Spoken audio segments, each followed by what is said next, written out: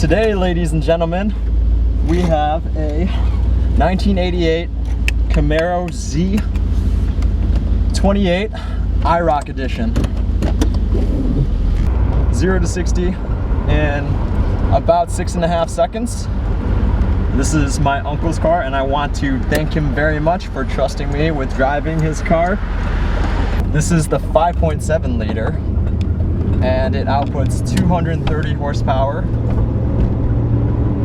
and 330 pound-feet of torque.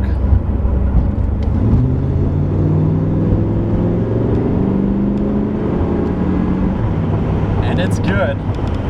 It is good. Brakes pretty firm, not too bad, but the interior on this car especially has held up really well. And it's just like driving a convertible.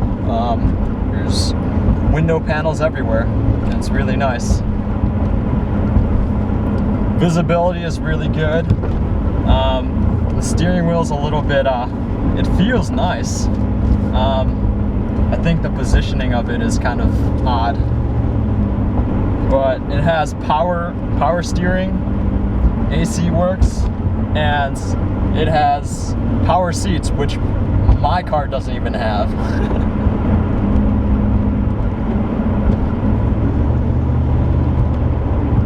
Feels a little floaty steering wise, but that's to be expected. It's a 1988 car. But yeah, the Speedo, it's really nice. It's really classy. This is American muscle at its finest with the IROC version. Interior is all full of cloth, so not very luxurious or anything, but the noise that this car makes and the sounds, very few rattles in the car.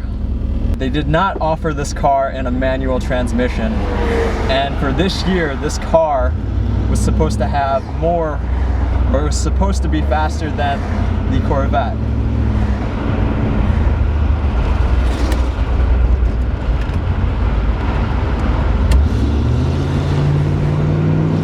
That sound! So what it's like to drive this thing is really kind of old school. There's a lot of play in the steering, but it's just a little bit. I mean, it's not any different than what I would expect, and it's really like a Grand Tourer. So handling wise, it's not very precise, but it's comfortable. It's nice.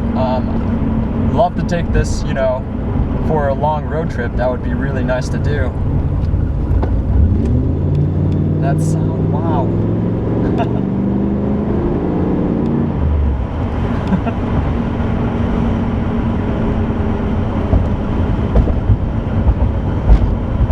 And this specific car has about 61,000 miles on it.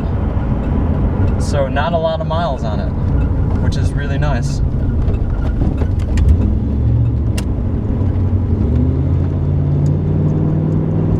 Tail happy. That sound is delicious. V8, 5.7 liter,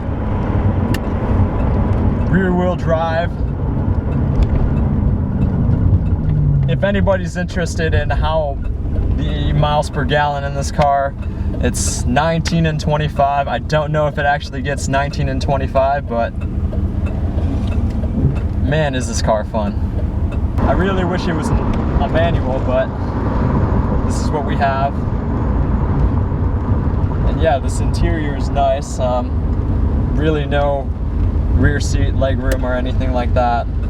The funny thing is my uncle actually has the original brochures, the bill of sale of the actual car.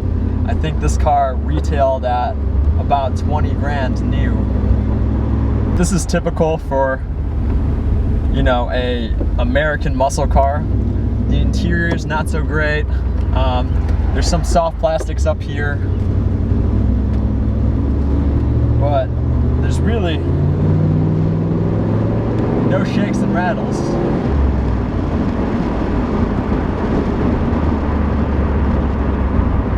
which for, you know, a car that's basically,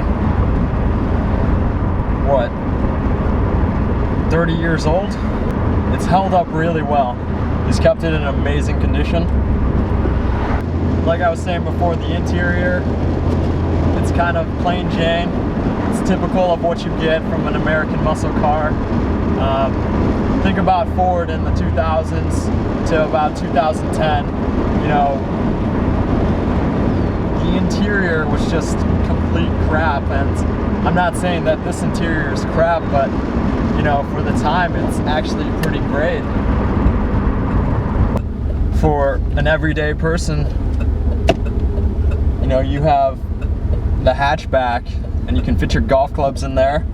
You can fit, you know, your dogs and your baby seats in here. There's no baby harnesses, but you know, whatever. You can fit them in there. It just feels special in here. The hood, there's a lot of hood. In fact, one of the things that my uncle was saying was that I need to make sure that when I go over the speed bumps, or if I come across any speed bumps, that I need to go over them at an angle or else it'll scrape. So that's something to keep in mind with these cars. The hood is ginormous, hosting that 5.7 liter V8. The car feels quite heavy, as it would be. Weighs about 3,800 pounds. And you feel it. By today's standards, it's really not that quick. You know, 6.5 seconds, 0 to 60. That's not that quick. But back in the day, in 1988, it was freaking quick.